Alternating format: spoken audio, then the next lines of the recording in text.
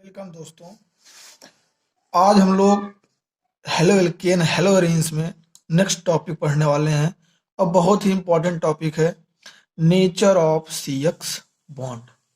मतलब कार्बन और हेलोजन के बीच जो बॉन्ड है उसका हम आज नेचर पता करने वाले हैं कि कौन सा नेचर है। ठीक है, पोलर नेचर है या आयनिक नेचर है। ठीक, तो ये आपका हेलो एल्केन हेलो एरेन्स में लेक्चर नंबर 6 होगा। ठीक, तो चलिए स्टार्ट करते हैं। ध्यान से देखिएगा।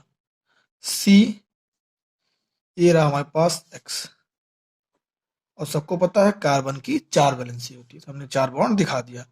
अब यहाँ पे एच एच आप समझ जाइए। अब ये रहा आपका हेलोजन, ये रहा कार्बन। सबको पता है हेलोजन की इलेक्ट्रोनेगेटिविटी कार्बन की तुलना में बहुत ज्यादा होती है। ठीक है, हेलोजन की इलेक्ट्रोनेगेटिविटी कार्बन की तुलना में बहुत ज्यादा होती है। तब हेलोजन क्या करेगा, ध्यान से देखिए।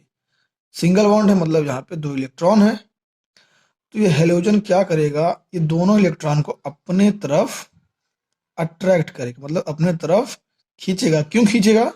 क्योंकि इसकी इलेक्ट्रोनेगेटिविटी ज्यादा है। तो जिसके कारण क्या हो जाएगा, हेलोजन पे पार्शियल नेगेटिव चार्ज आ जाएगा और कार्बन पे पार्शियल पॉजिटिव चार्ज आ जाएगा।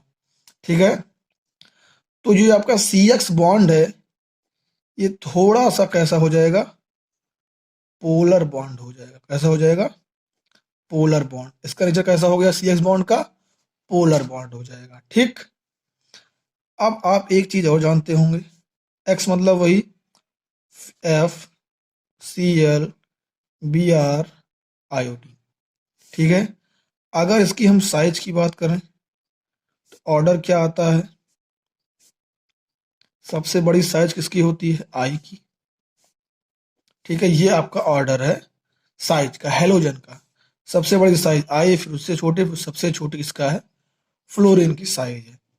तब यहाँ पे 3 चीज हमें पढ़ना है और ये तीनों चीज का ऑर्डर एग्जाम में पूछा ही जाता है। पहला हम सबसे पढ़ना है बॉन्ड लेंथ। क्या पढ़ना है? Bond length. कि बॉन्ड लेंथ का ऑर्डर क्या होगा। अब ध्यान से देखिए, सी हमने यहाँ लगा दिया, मान लीजिए फ्लोरीन। ठीक है, ये हमने लगा दिया यहाँ पे C single bond C L, C single bond B R, C single bond iodine. अब सबसे बड़ी साइज किसकी है? हेलोजन की है, ऑब्वियस सी बात है। फिर सबसे बड़ा बॉन्ड लेंथ किसका होगा? इसका होगा। तो ये हो गया आपका बॉन्ड लेंथ का ऑर्डर। सी एफ की साइज सबसे छोटी है, तो सी एफ का जो आपका बॉन्ड लेंथ होगा वो कैसा होगा? सबसे छोटा होगा।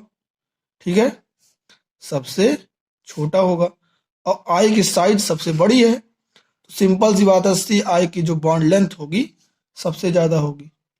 तो ये आपका ऑर्डर हो गया बॉन्ड लेंथ का। दूसरा जो ऑर्डर पूछा जाता है एग्जाम में, क्या है आपका? Bond enthalpy. क्या पूछा जाता है? बॉन्ड एंथैल्पी, मतलब बॉन्ड को ब्रेक करने में जो एनर्जी लगेगी उसी क्या कहते हैं हम? Bond enthalpy.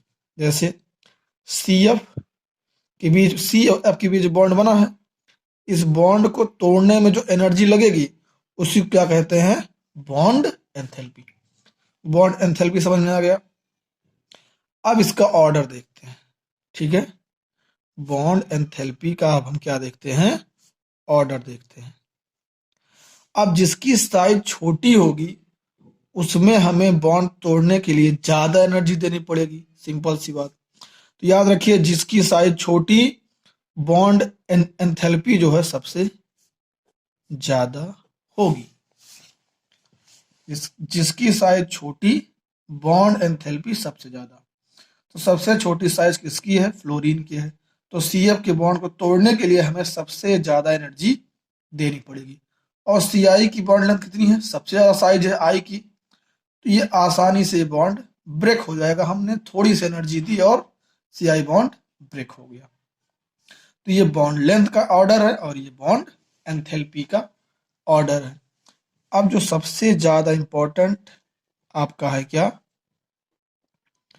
Dipole moment, dipole moment. ये ऑर्डर तो पूछा ही जाता है, मोस्ट इंपॉर्टेंट, इसको आप लगा लीजिए। अब इसमें देखिए क्या है, याद रखिएगा, इलेक्ट्रो निगेटिविटी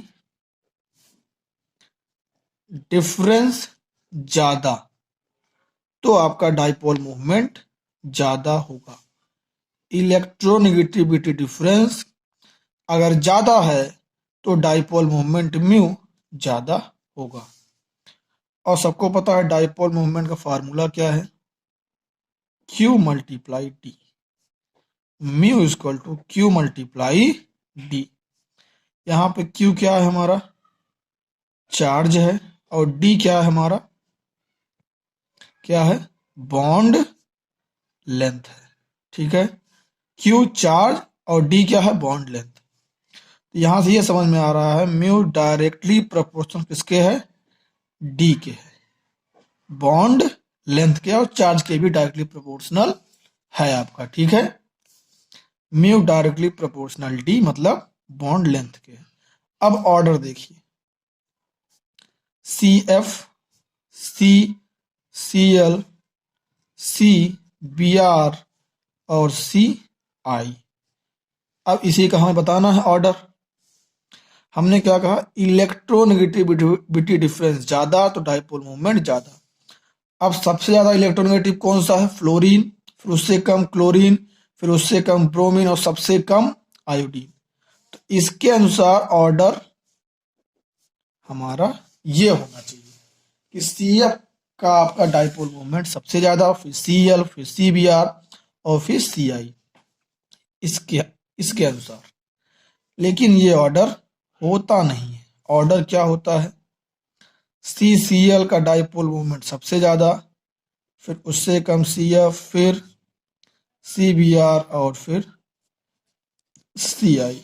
ये ऑर्डर आपका करेक्ट है, ये आपका रॉन्ग ऑर्डर है।